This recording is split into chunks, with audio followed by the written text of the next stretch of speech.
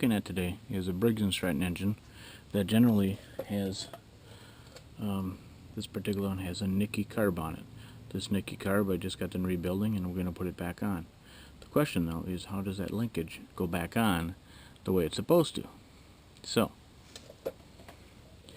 first thing I want to show you is this control bracket here.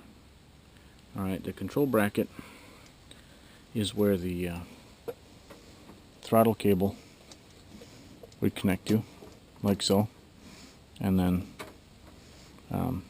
adjust the speed. On the back side of the control bracket, there's a spring. The control bracket works like this as the throttle cable moves. On the back side there's a spring, and the big question I had was, where does that spring go? Well, if you look down here,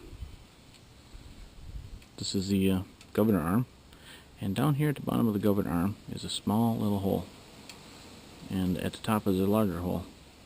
Well, when you put this bracket on, it goes like so, and that spring, oops, excuse me, that spring, it's upside down. The bottom of the spring has to be hooked in that little hole there on the governor arm. So that's the first part of the linkage I want to show you. The next linkage I want to show you is this long piece here with the spring wrapped around it. And like I mentioned, there's another hole at the top of the governor arm, and you're going to take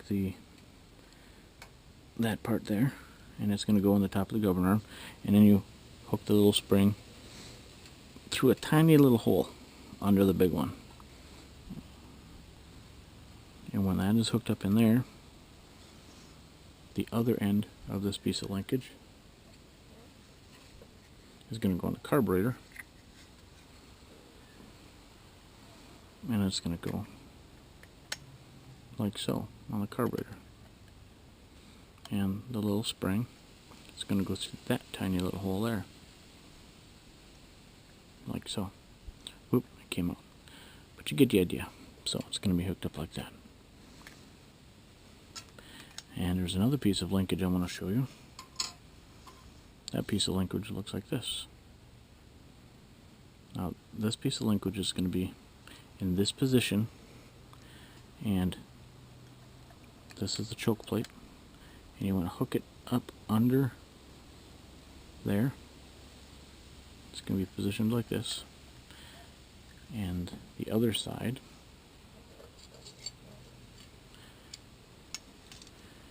when this is mounted on there, there's a slot here, and that slot accommodates this part.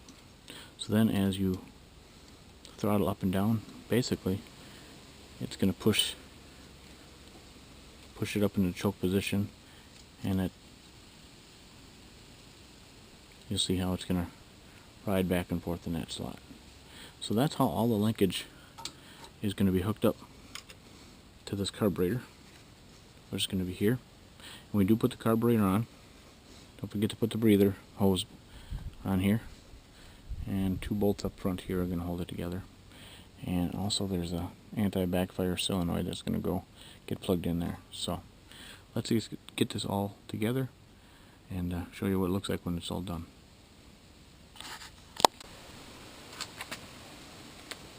Alright, so here we are. We've got the carburetor all reinstalled. Down here we've got the anti-backfire solenoid plugged in. We've got it bolted down here to the block, and there's a top linkage. Here's a choke linkage, and I've got the cable connected there. And if you'll see, when I go ahead and put it up in a choke position, you'll see here that that's in a choke. Back it off a little bit into fast run mode, and the choke is off. So there we are, the linkage on the Nikki carburetor for the Briggs and Stratton engine. Alright, thanks for watching.